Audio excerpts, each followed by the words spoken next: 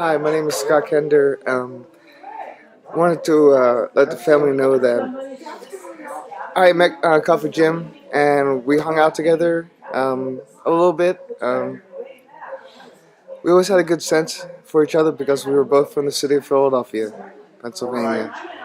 And that's what I wanted to let you know, that even though he was 3,000 miles away, he definitely still was a Philly boy. He and I got along without talking sometimes just because, people from the same area, just know the same things. And that was a nice little thing for me with him knowing that there was part of Philadelphia also over here with me. It made me feel a little bit safer. It's funny to me that when I would go home to visit family back in Philly, when I came back, he was the one I wanted to see, and then I knew I was back in Garberville. Thank you. Thanks, Scott.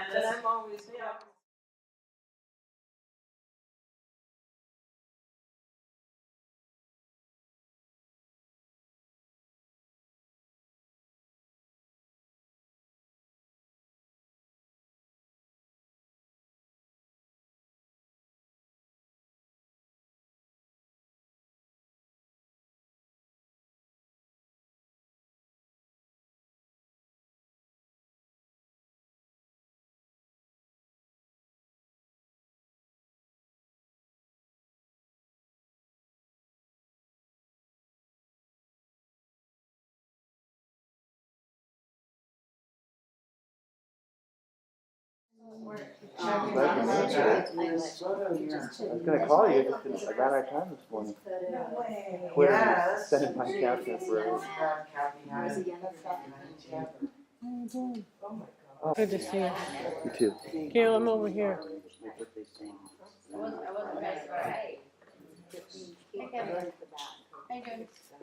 won't ask.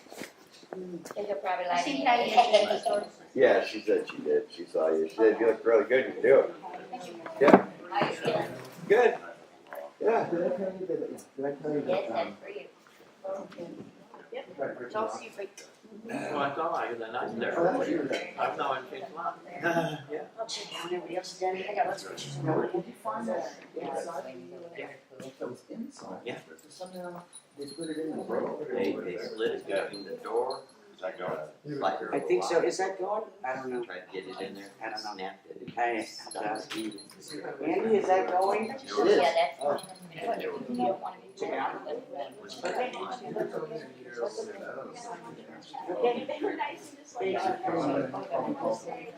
Tell everybody how. This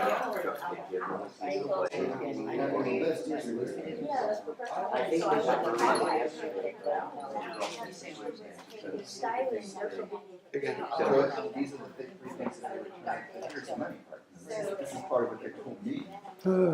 Lots of Well, the only thing you'll be able to do is. When I walked up here and I saw.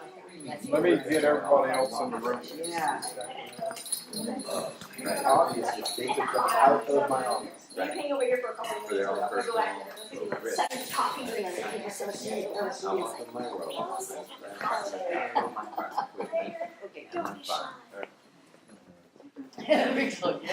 Gail, you want to sit with me? Somebody bringing them Yeah. Bring it up to the tissue here. I don't need It would, only if you like the relatives. I don't like any of mine. No, like I that. think people are gonna try, Deborah, leave that tissue. I have got trees. Andrea. Are we ready? Waiting for. I think it's. There's still some people outside. Welcome. I really appreciate y'all coming for coffee. It's just wonderful to see you here. It feels like I know each and every one of you. And I thank you for coming. I said I wasn't going to cry. I mean, just really want to thank you for coming. His family thanks you. Since Coffee's been gone, we've learned a lot about him, and I'll be able to share some of that with you, more than I knew. in the beginning. And the world was blessed on the day he was born, on 10/24/1948 in Philadelphia, Pennsylvania. We were all saddened by his departure on 12/4/13 at UC Davis due to an injury that he received from the house fire. He leaves behind a son, another James Francis Utley, a grandson that shares his same birthday, another James Francis Utley. So there was 3 of them. I hear that the grandson is a really great hockey player, and he's graduated from high school, and college is looking at him. And I know Coffee would have been really proud to know that his grandson plays hockey. That's a great thing.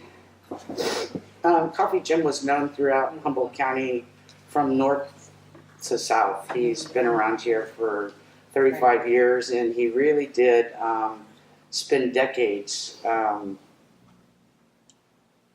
right here on the streets in Humboldt County. And when I met him, his identity was stolen decades before I met him. And when I met him, he was sick and he was hungry, he was homeless, he was hopeless. In his own words, he felt hunted on the streets of Humboldt County. Those are his words. He really felt that. He had quit carrying survival gear. He lost his survival gear all the time. He basically would sit underneath an eave. He didn't even have a sleeping bag. Keeping a bag was just really a difficult thing in this neck of the woods. So when I met him, he was in a really tough place. And he wanted out. And it took him working on his problem and me working on it to get him to where he was. He had to help me. And that's one of the things is a tough challenge to do, but if you want out, you can do it.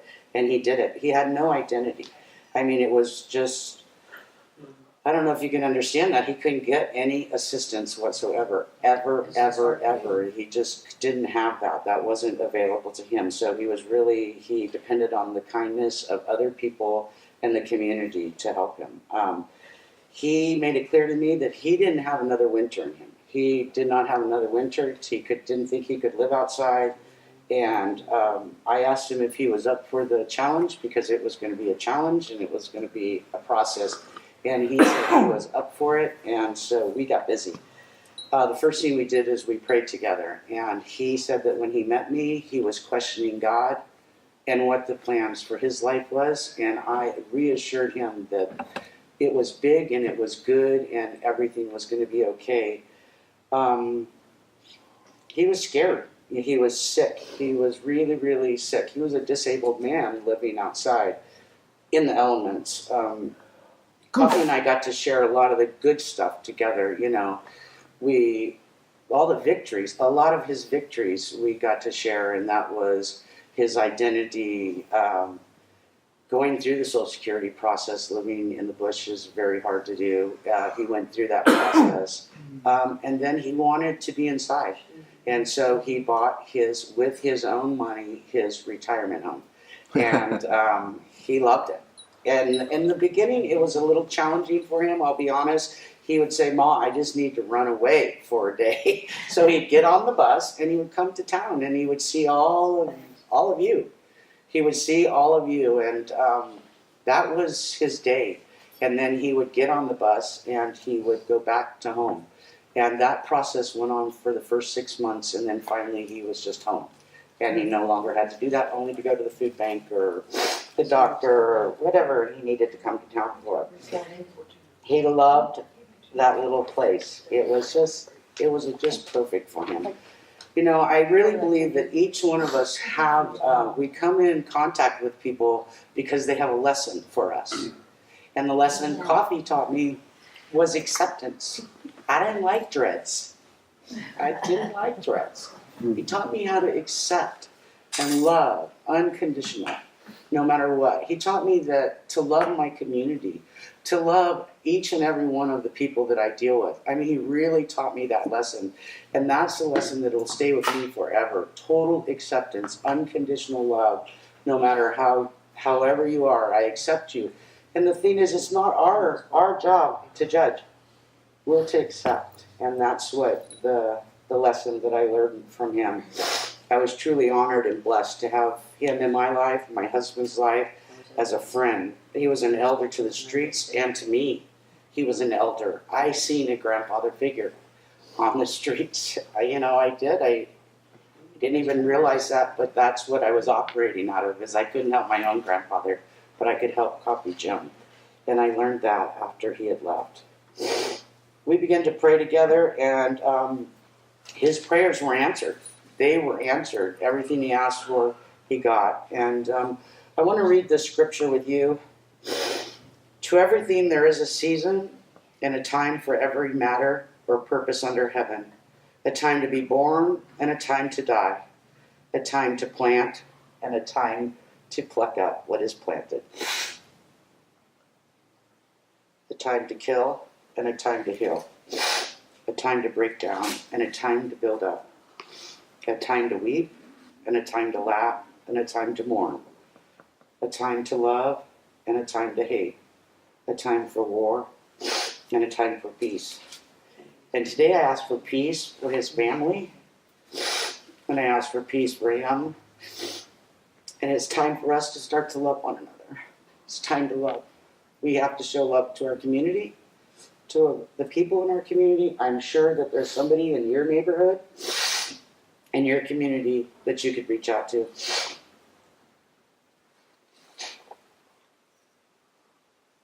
He deeply enriched my life. His presence deeply enriched my life. I'm so sorry. It's really true. We get by with a little help from our friends. We do. And we're all friends in here. And we all need each other. And I'm saying that I'm here for you, just like I was here for him. And he will be buried in Garberville at a private burial. And I will lay, hopefully, eternally alongside of him.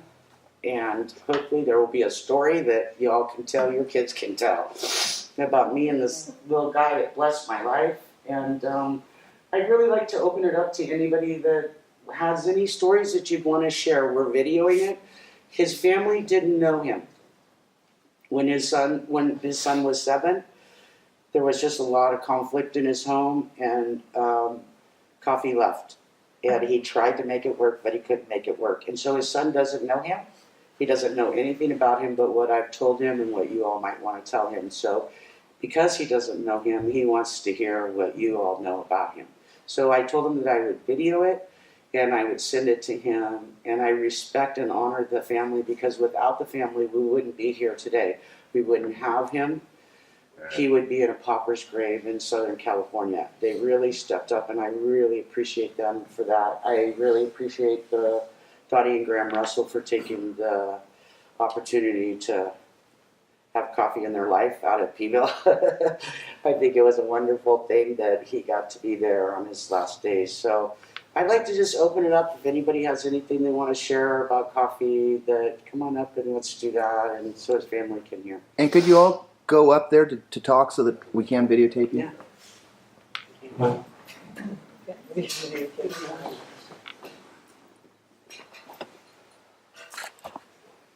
Yeah, I'm Coco. I've known Coffee for about 20 years, and I eventually called him the soul of the street. And he was my good buddy, and he was my eyes in town whenever I needed to find anybody or know what was going on anywhere around town. It was like I always just went right in, went right to Coffee, and got the skinny on what was going on around town.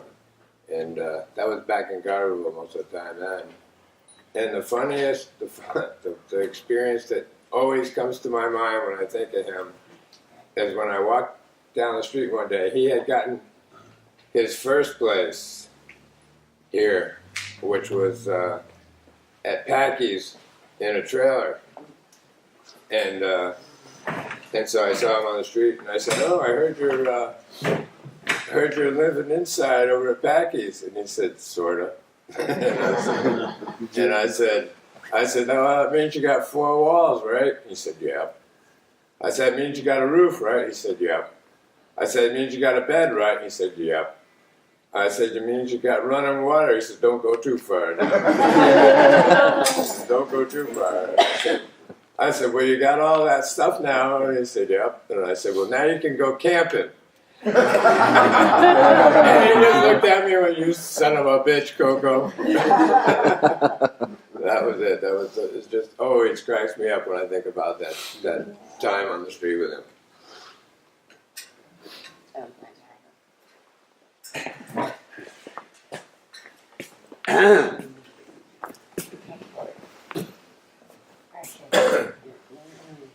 Me and Deborah, we started running homeless shelter, and anyway, they said, oh, you can't do this, you can't do that. We did it anyway, and so we ran it for 2 years or something, and it was driving rain in those years, and we had a lot of support from the community helping us run it, but I don't remember how the story went, but Coffee got scabies or something. I've had them before. I can't tell you how I got them, but anyway. And we had to convince him to cut his hair, and he had these dreads and stuff, and he was not okay with it, but we just told him we didn't have any choice. And somehow we ended up at the Redway Motel. There was something going on there, and then we went back, and then we had a flashlight, and I had these old electric clippers that really didn't work very well. And we put him in a chair outside, and I started cutting his hair off, and he was really pissed. But I'm like, there's no way to get rid of these scabies unless you cut your hair, and he was just infuriated. So we cut his hair, and there's a picture here of it? There is. There's a picture of, he was really mad the next day. I let him drink all he wanted that night. Yeah. And buying. But he woke up, and this was right prior to his thing, but he had woken up and he was really mad. And I said, look at dude, at least you have your eyebrows. You have your eyebrows, and he was mad. He was really mad. We had taken a picture of him prior. We took him and scrubbed him up. And, I scrubbed him up. Really scrubbed him up. And look at how mad he was. Oh, yeah. He was so mad at me. And this was a part of the acceptance, is why was I trying to change a really beautiful person? Why was I trying to make him change when he didn't need to change at all? And he was showing me, I'm not happy with this. I'm not happy, but he looks really nice. I said, you just look, later we'll have this photo. But he was and he was upset. He woke up and he didn't have anything. He had his eyebrows. And it was all gone. And that's how we got this beautiful picture of him, is his hair grew back. Yes, his hair grew back. And we got that beautiful picture of him, and then he went into dread mode right after that. And I don't know if a lot of you people know, but I lived on the street for many years here. And I could never keep my tools or my sleeping bags. I had a leather jacket, and I sat underneath the eaves, or I was always crashing on somebody's couch. But it says in the Bible, what you do the least to my brothers, you do to me. And that's how I operate, What a wonderful thing that we can do. We can tell the cops to go fuck themselves. We can house people about nothing. What's wrong with that? Yeah. So, people in this who are here today have stuck up for me when people talk shit about me. But what's really important is we have to love each other and preserve each other. So simple. People so easily forget. So it's just nice to be part of this wonderful community that we have. So thanks. Thanks, Kevin. For the family, my name is Rainbow Mountain Walker, and I was a friend of Coffee Jim's. Most of the time I saw Jim, he was a very gentle person.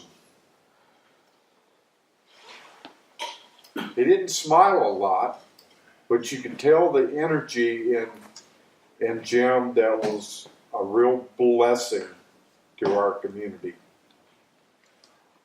We fight very hard to try to keep people alive. We do everything we can to reach out and touch people. And Coffee Jim was one of the people I wanted to reach out more than just about anybody in the community. He didn't create problems in town. He didn't fight with people. He was a gentle spirit.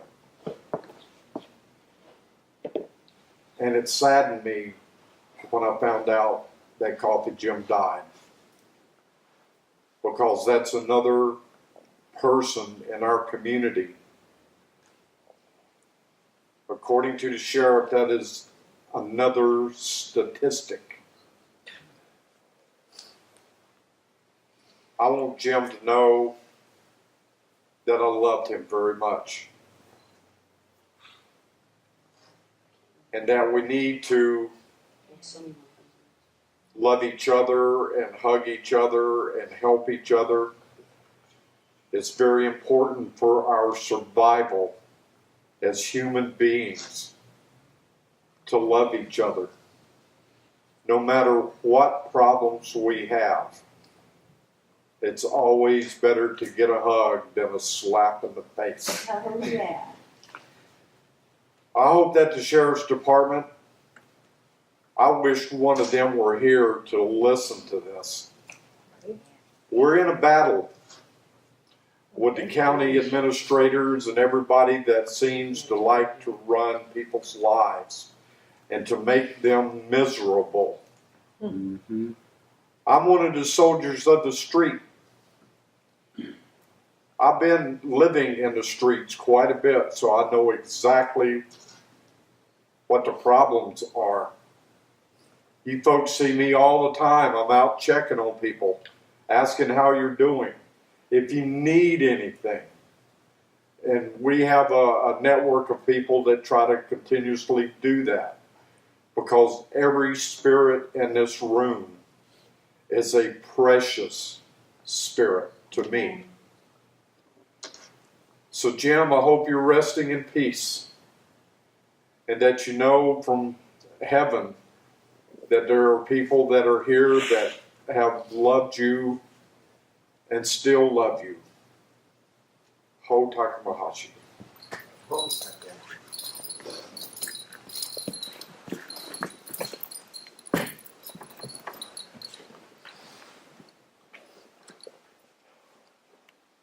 My name's Kathy Anderson, and I was the director of the Arcata Food Endeavor back in 1993 when I first met Coffee Jim. He came to the food bank, and at that time, we used to fill out cards on each individual person that came in, pick up a food box. And Jim didn't have an ID, so there was no way that I could verify who he was, but at that time, it didn't matter, because we were just simply going through a formality that we really didn't want to go through in the first place, because we didn't care what the person's social security number was or what their address was or anything. All we cared about was whether you were hungry. And Jim was hungry. And he also was willing to help out at the food bank. So he would come by Monday through Friday and hang out there with us and have lunch and get whatever food was available to him and other folks. And he was like the big brother at the Arcata Food Endeavor. He was the guy, like Coco had said, that knew what was going on with all the folks around. He knew who needed to talk to their brother, or if a friend needed to get in touch with somebody on the streets, he was the go-between. So we were always able to get messages out to Jim, to folks out in the bushes.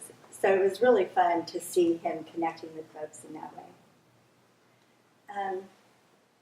One of the things that I remember the most about Jim in those days was his sadness and his kindness. His kindness, I mean, you would never think, because he actually tried to stay kind of out of the light, you know, and he didn't draw a lot of attention to himself, other than being responsible or being reliable. That's what I want to say. He was reliable if we needed him. And if he wasn't around, then we knew that somebody needed to go out and look for coffee for once. And he was found a couple of times that way. And then when I changed, when I retired from the food endeavor, and I must say I retired because the city was getting way too involved. It was a grassroots project that was the church and the community funding the food bank. We gave out commodities and that kind of thing. But that was the only government connection that we had. Well, the city council wanted us to become more involved in federal government subsidies. And they wanted a big building, and they wanted all of the bureaucratic stuff to go on. And I said, no, thank you, no. So I retired from that. So I didn't see a lot of the folks again until I came up here with Deborah to a Mateel meal. And there he was. And there was Rainbow also, and I saw other folks that had left Arcata because it was so oppressive. It was so Gestapo style when you're walking around the plaza, and, you know, people, I mean, do you realize that in 1993, the city council actually had the gall to ask the city to allow them to have a dress code on the plaza? Oh my God. I mean, it was an item at the agenda, a dress code. There were people of social responsibility that went out onto the plaza and plugged in their radios and just blasted Rush Limbaugh. And so all the folks were going, what is going on? You know, we just can't stand it down there. They were grumbling and moaning and groaning. And Coffee was one of them. And he said, what are we going to do about this, Kathy? And I said, I'll tell you what. Why don't you guys all go down there and sit with them and ask them questions? Just seem involved, you know, start talking to them. There was not a radio came out there again after that. I was rather proud of that. He was like, we got some, you know. So that is one of the things that coffee helped me to understand, is that we don't need to run from folks. We don't need to stay away from people that don't like us. We need to stand, have our dignity, and say, oh, well, let's talk about this. Because they don't really want to talk to us. And that leaves us alone. I mean, you know, when we start saying, oh, really? Well, you know, what about this? What about that? Those folks that just want to get rid of homeless people. They have no reason, no real understanding of why. They really can't tell you why it is, other than, you know, the stereotypes of homeless people are dirty and they live, you know, they're all drug addicts and they're all blah, blah, blah. You know, which it's all just stereotypes. When you start breaking through that stereotype and saying, I'm a human being. I have as much right to be here as you do. And can you tell me why that isn't true? Then they pretty much leave us alone. So I leave you with that because I think that's pretty much what Coffee was trying to get across, was that I'm a human being. I belong here. I need my friends. We all need friends. And he was willing to be a friend as well as receive a friend. And I thank God for that. Thank God for Coffee.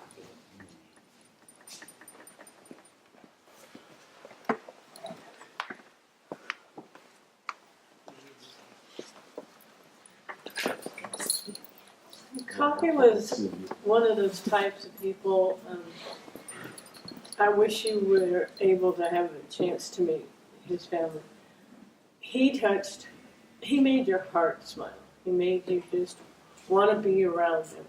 And the last time I saw him, I was so lucky because I got this great big bear hug. And I just loved Coffee. Coffee was so sweet. I consider him part of my family. He's the kind of person, like we were talking about the homeless shelter. And this lady, she comes up and she's saying, "What are you doing here? Why are you doing all this? You guys just need to leave." And I was looking at her and I was thinking, I'd rather have 1% of people that's in there than ever have him here. Because he taught everybody tolerance, kindness, sweetness. He was a gentleman. He was awesome. He just was a part of a community, whether it's a homeless community, whether it was in your home. You guys, I'm sorry that you lost your father and such, but our community is really blessed to have him. And personally, this is how I feel. He doesn't have to worry about being an angel in heaven because he was an angel here. We all loved him. We'll miss you.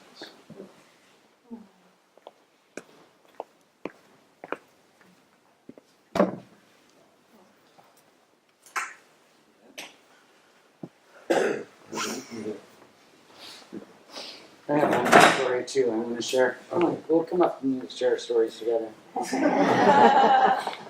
Well, just a quick one, because Kathy brought up the fact that he went head on into people and stuff and believed that and everything. And I don't know, you old timers know Dave Anderson. Oh yeah. Dave Anderson was the notorious CHP around here that harassed and took everybody down and messed with them if they could. And he and Jim had this love-hate relationship, But Dave really ended up respecting him and not even bothering him. But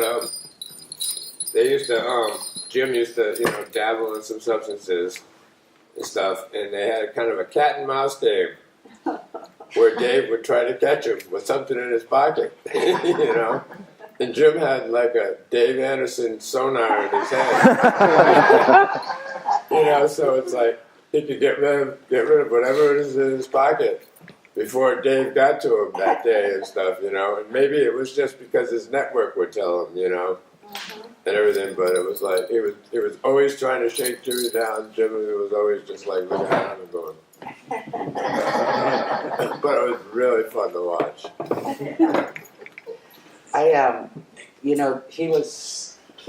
He was 66. Okay, I want to share this story quickly with you. And so I want to tell you, I did his Social Security. I got his identity. I know his birthday. I know the year he was born. I know all that. But I also have 1,000 other people's identities and birth dates in my head. And so one day, Coffee had a little bit to drink, and I was dropping him off, and he said to me, he was yes sir, yes ma'am, or ma to me, not the sir, but it was yes ma'am.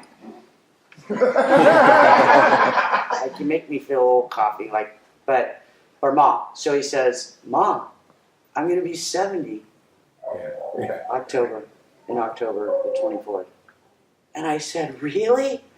We are having a big party." He loved biscuits and gravy. He loved it. He loved to eat it at Deb's. We are having a cake. We are having it. And so we had it. We brought it. I mean, I had balloons and gifts, and Sally came with me, and we had breakfast. It was really wonderful. We have pictures of him in front of his cake that says "Happy 70th birthday." The coroner, when they call me, when I'm calling them and I'm talking to them, I said, they go, "How old is he?" I said, "He's 70. Oh, just 71. He just turned 71. They were like, "No, he's not." I was like, "What?" "Yeah, he's 70. I had the 70th birthday for him." He goes, "No." And I did the math, and I went, "Are you kidding me?" My husband says, "Why would he stop you? You're giving him a whole party." I gave him a 70th birthday party, You got a And he girl. never ever whispered to me, "Hey, it's not my birthday. It's not my 70th. It was his birthday," and he enjoyed it. And so I feel like when he does turn 70, we already did that. Yeah. But yeah, he never told me. It was just, He wouldn't have had a 70th birthday party without it. That's right. I know, and he let me go all the way. I mean, all the way, but he was huh? Free cake. Yeah, and he loved it, and he loved it. He did. Stick around. Okay. I don't remember the whole story. So I met Coffee when we were doing the shelter. And out of all the people, I know it's like your kids, you're not supposed to have a favorite, but he was my favorite. And he was a really nice guy. You know, he was really sweet. And so I've known him like 10 years maybe.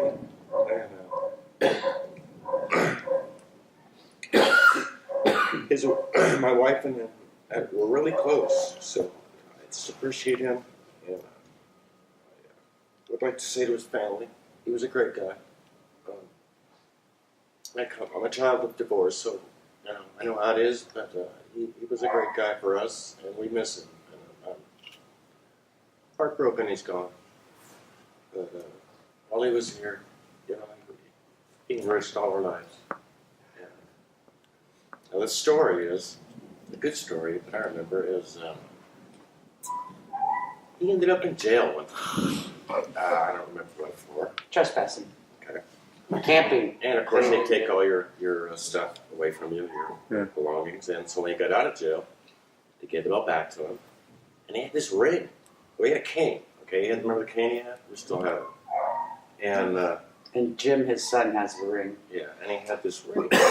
And Black onyx. Black onyx, yeah, it looked like black onyx. Yeah. So the cops gave him his ring back, and he walked out of jail. Well, that ring, it wasn't black onyx, it was hash. Wherever he was, and the cane. So is this the first It was a damn pipe. The cane was a pipe. You could smoke. It went over, and it was actually a pipe. He did hash stuff too. So they had the drugs. They didn't even know they gave it back to him. So that's what the ring is. And when the stone fell out of his ring, he did put it in his wallet. And his son does, I believe, have the stone, but he does have the semi-empty ring. It's a semi. It might be empty So every time he now. had contact with the police, he was telling them to stick it. They didn't even know it. Yeah. So that may have been birthed out of not having anything on you. How do I not have anything on me? So So that was my story. that's it. I appreciate I have you something all. I'd like to say. You have a story? Stay up here because you might be able to film the details. Okay. I feel kind of weird talking about what I'm going to talk about because it's more about his impact on me than it is about him. Although I guess that's the point. It is about him. I was homeless for 5 years, but I didn't really get involved in helping people who were homeless until about 5 years ago. I'm one of the Planet Big Issue people. And one day at the Mateel lunch, I started hanging out with this guy, Robert Vanderschrack. Remember Robert with the long bicycle? Yeah. And I have PTSD, and he has PTSD, and we just kind of developed a rapport around that. And one day, Robert was in the lunch, and he was completely freaked out because he was out there camping, and it was pouring and pouring and pouring. And I thought, this guy isn't going to make it. So I started to feel like maybe I should be doing something that's actually helping another person in my community, not just working on the ideas, although the ideas are about real things. And so we didn't have the homeless shelter that year because the Vets Hall was concerned. There was a stuff about antibiotic-resistant staph infections, and they were concerned that the people who rented the hall during the day, if they knew that we had used it for a shelter the night before, would be concerned that they could get it on their mats or whatever. And so we had no emergency shelter at all. All we had was, where are you, Kathy? Kathy Epling. Right here. Oh, okay, yeah. We had you and Paul. And I would drop by, and you guys would say, oh, we need socks or something else. This is before I met you. And I'd call Thank Josh Friday, and you know, I started to meet, I've met these other guys like Jack and Coffee Jim, and these were like people to me. These people I had lunch with, just like anybody else I'd have lunch with. There was no difference. And So we, call Thank Josh Friday, and I tell them what the needs were. We could use money, plastic sheets, whatever, over at Paul and Kathy's bookstore, and I tell them a little story about one of the people who was not doing too well, and then we were able to you tuned in at the same time, and some woman came up and gave the pastor at the Presbyterian Church $1,000 for us to rent a place. So we actually rented this homeless shelter, and that's when I got to know Jim. And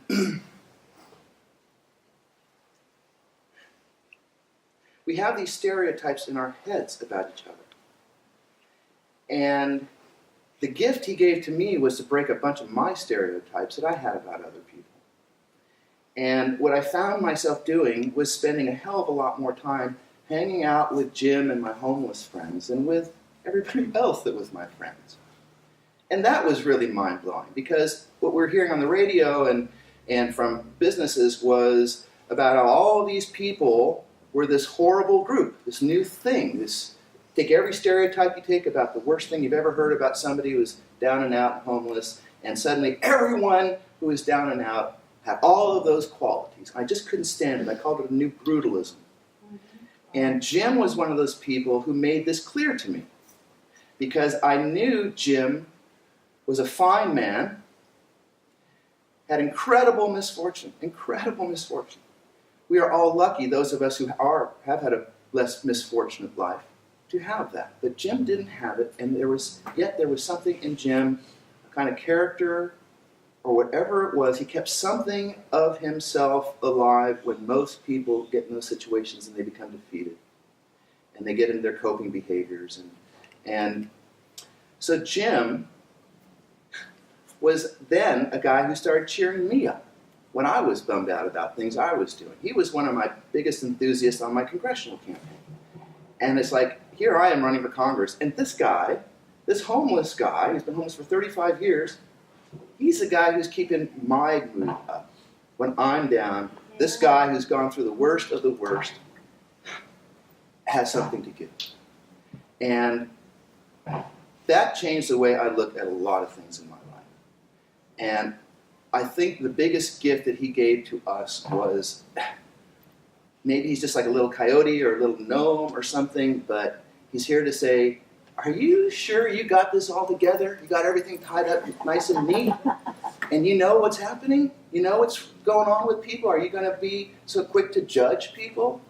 And, and then, you heard one of these radio shows and you came along and you were able to do the stuff that I'm the organizer, but you were like one of the church ladies. I talk about the earth first and the church ladies. And the church lady. No, it was fantastic. It was like we just had this balance. I'm like the Boy Scout organizer of the event, and these were the people who had the real love and the real gift.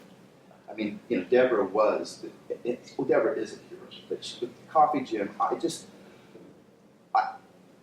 just couldn't believe someone. Well, I couldn't believe, first of all, that you were so moved by this man. And then to see how moved you were. Maybe that's part of a gift he gave to you.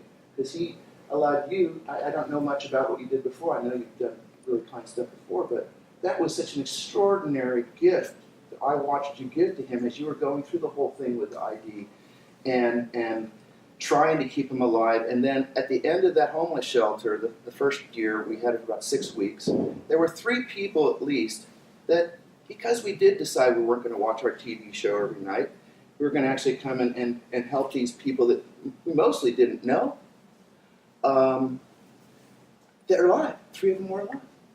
At least 3 of them. Jim was one of them. And I went, oh my God, what kind of choices do I make about how I spend my time? I think about, let's go back to the big issues here.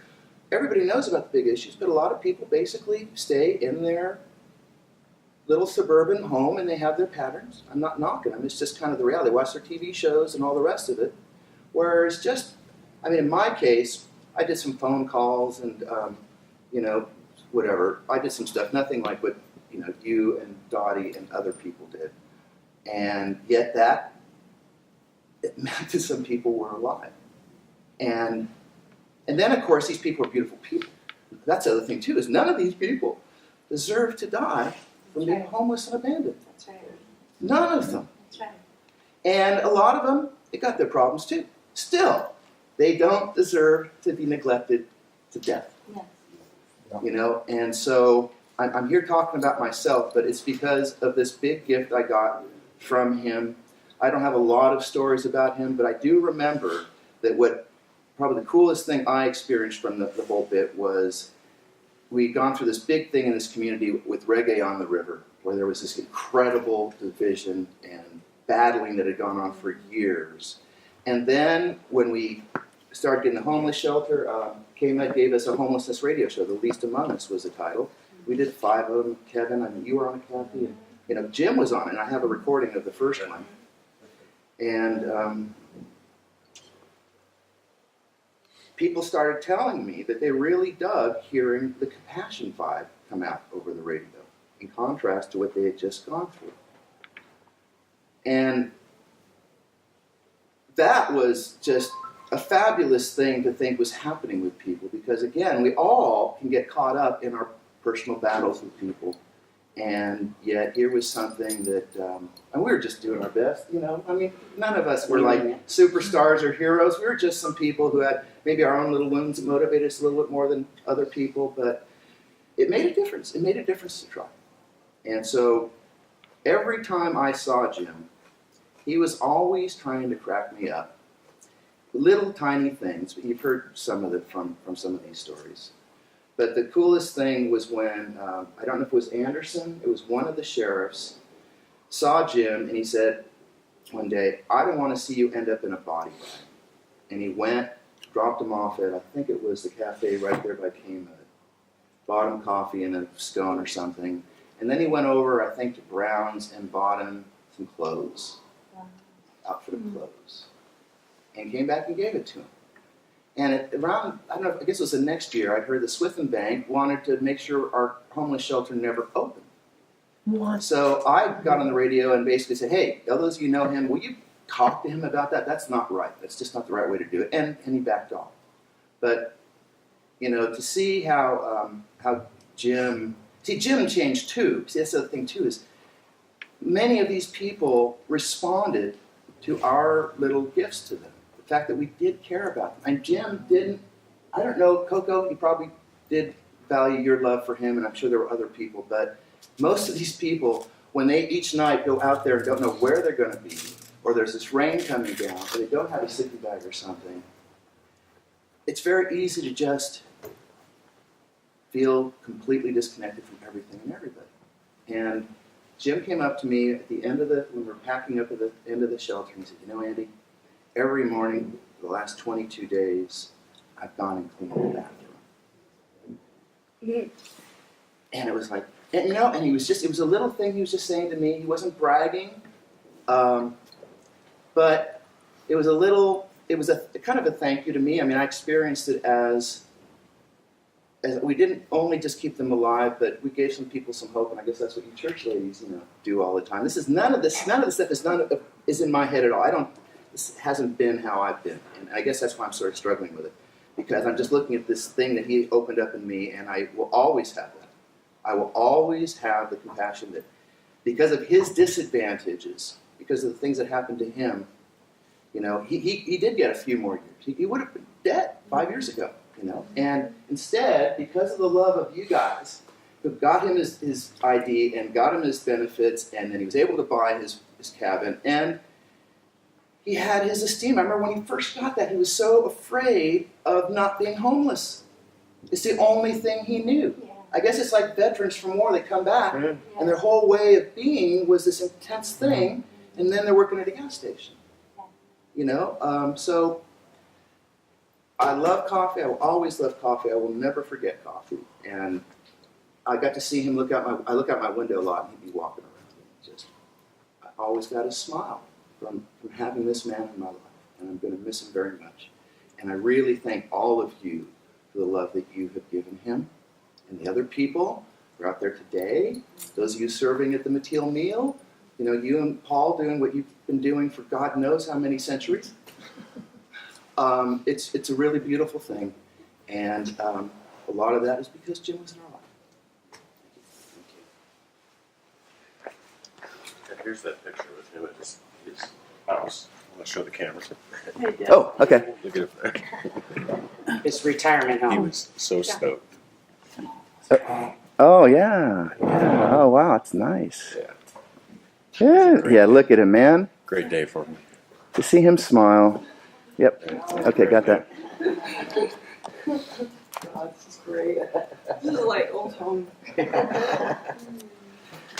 I can feed him, man. This team of chicks can beat some people. Oh, yeah. I met Jim probably when you were at the Arcata. There was so much going on back then. I don't remember, but I remember this one guy. I'm Patty, and I used to help years and years ago when Caffrey was at the Endeavor, when it was at the church, which is more appropriate, I think. And there was a vet that came in off the mountain, and I can just bet it was him. Yeah. I bet it was. Coming up to us because I was volunteering that day, and he said, please help my brother. My brother is dying in the woods. And I just had this feeling it was him. Wow. Do you remember that day? Yes, yes. Oh my God. And we called the ambulance and they went out in the woods and they helped, but it was a vet. And I didn't know him personally, you knew him. And I used to just help in the kitchen, packing food and stuff. But we've known each other a long time. And I met Deb, and we came down to see the shelter once, and we do different things together. She came to see me when I was doing my feed on the street before Patty's wagon. before the city sicked some people on me. That's true, too. Then we all decided this was a great idea. We were going to become pastors. I did it first. Yeah. I went online and became a pastor, but I got to where I forgot to tell people that I did it, but it was fun because she would write me or call me and say, "Hi, Pastor Patty," and we were communicating back to you. But it's been a really wonderful thing because she introduced me to Jim. And he gave me a little bit of his story that day at the Mateel. And I've carried him in my heart all this time. And the picture of him and me and you and him and Mike, our friend here, Walker Mike. And the thing is that a lot of people don't realize is we have this amazing gift that's given to some of us and all of you that are here, a capacity to love. Oh, amen. And the capacity to have also this gift of loving unconditionally, and that's the love that we're supposed to give, and it's been put upon us to do this. A lot of times we've talked about how I knew I have to go out. I know I have to go out. I know I have to go out. And then I get out there and someone will say to me, "I prayed you out here. I prayed you out here." It's amazing. And I've carried Jim in my heart and in my brain and that picture of him and his story. And, I just want his family to know that every soul out here, every soul is treasured and loved. And there are little church ladies all over the country, but in Humboldt County there are people all over this county who do care and who do go out and we try to find the folks that need us. But every soul, and I just want everybody to remember this is invaluable. That we just love them and every time someone says something negative to you guys or to anybody else that we talk to, use it as a teaching moment. I used to get so mad, but I could see the steam coming out of my ears when somebody would say something negative about what I did or what, well, you know this, you know they, this and that. And I would take a deep breath, and I'd say, well, this is what I have found. And then create whatever, like, for instance, I would say, well, this is what I have found, and I might tell them a story about one of our folks that, and anyway, I just want you to know how much I appreciate it. I know how much he appreciated you, and indirectly, we all have touched his life because of little things that we've done. And Kathy from North, and we all just kind of filter around, and so because our folks do, like Robert, We follow them. Robert, Wherever they are. So and I appreciate what you've done for our vets, and that will always stay with me. So what we would do when we would feed, we would open it up and we'd say we're having church. After we became pastors. After we became pastors, and then I would take like some kind of a board, because I wanted to make it, legit. So I'd write a teaching, some kind of teaching, like a verse. Let's talk about, let's say these things today. Let's discuss this. This is what we're going to discuss today.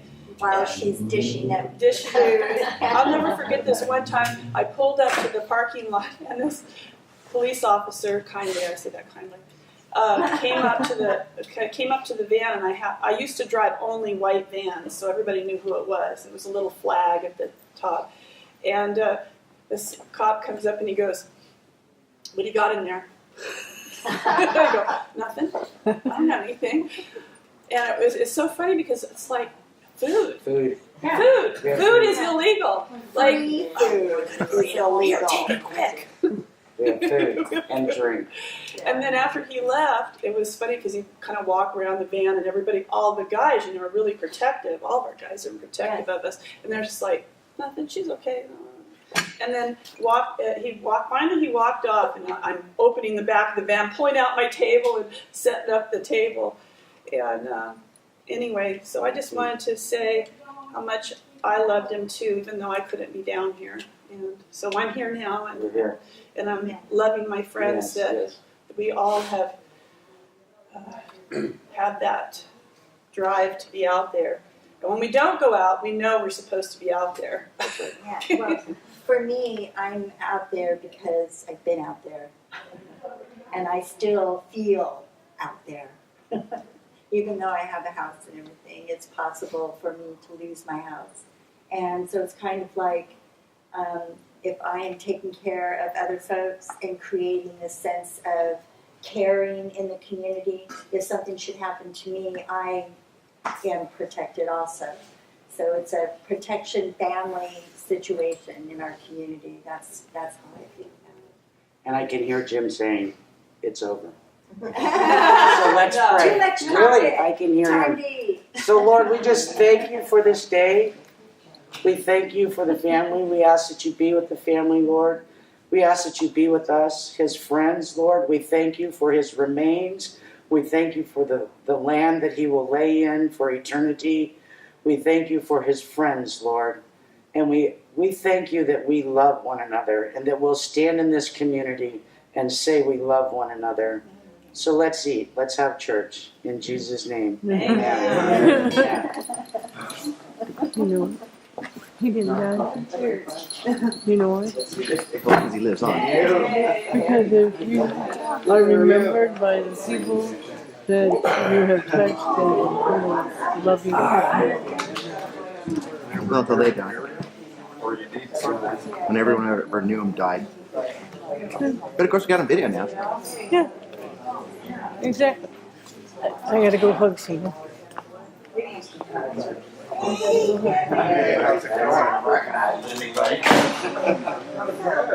thanks, Ed. Yeah, you Appreciate bet. it. Thanks a lot. Yeah, oops. Appreciate it. For sure. His family, really.